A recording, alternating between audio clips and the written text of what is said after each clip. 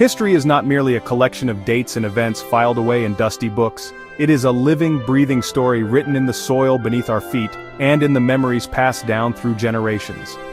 Today, we journey back to a pivotal moment in the American story, to a hot July day in Georgia that would forever alter the course of the Civil War. We're going to explore the Battle of Atlanta, but not in the way you might remember from your textbooks. We'll unearth the surprising, the overlooked, the deeply human nuggets of history. It was a Thursday, July 22nd, 1864. For most of America, it was just another summer day, hot and heavy with the familiar anxieties of a nation torn asunder. But just east of the burgeoning city of Atlanta, Georgia, this day would be etched into the annals of the war in blood and fire.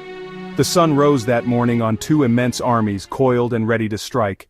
The Atlanta campaign had been a long, brutal slog, a relentless, grinding advance by William Tecumseh Sherman's armies through the rugged hills of northern Georgia.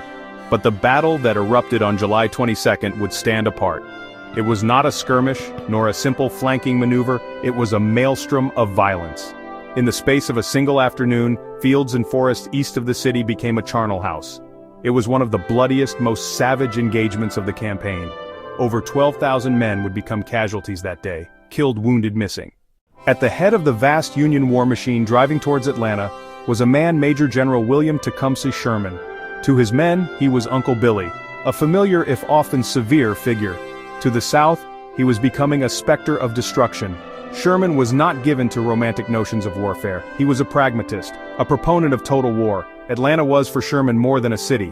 Vital hub, railroads vital hub, industry vital hub, supply. On the Confederate side, a seismic shift had just occurred. General Joseph E. Johnston, cautious, defensive, retreat, and delay, had slowed Sherman's advance. Then he was abruptly removed from command. Jefferson Davis appointed his opposite, General John Bell Hood. Side-by-side portraits of Hood and Johnston. Hood was young, Hood was aggressive. He had lost the use of one arm at Gettysburg. He had lost a leg at Chickamauga. The Civil War was, for the most part, a conflict fought in open country, across farmers' fields in dense woods along winding rivers.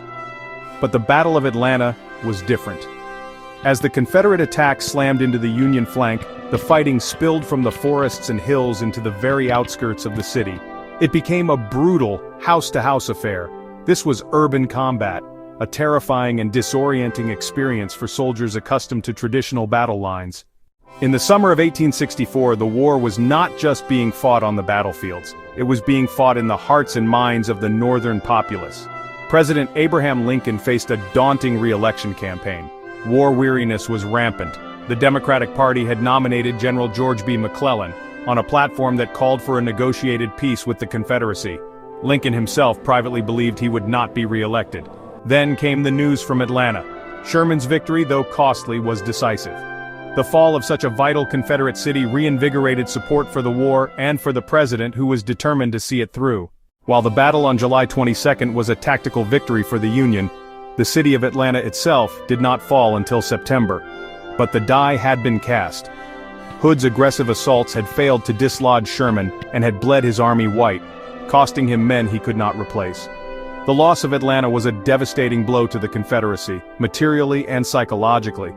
A major industrial center, and the nexus of the South's railroad network, was now in Union hands. The gateway to the Confederate heartland had been thrown wide open.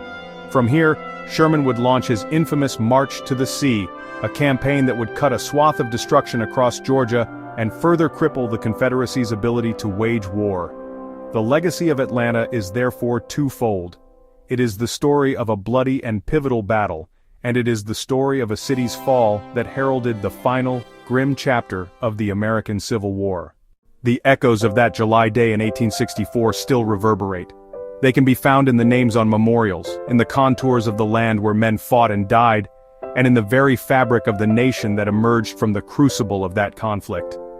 The Battle of Atlanta was a story of immense courage and devastating loss, of brilliant strategy and desperate gambles. It reminds us that history is not a simple linear path, but a complex tapestry woven from countless individual threads of human experience.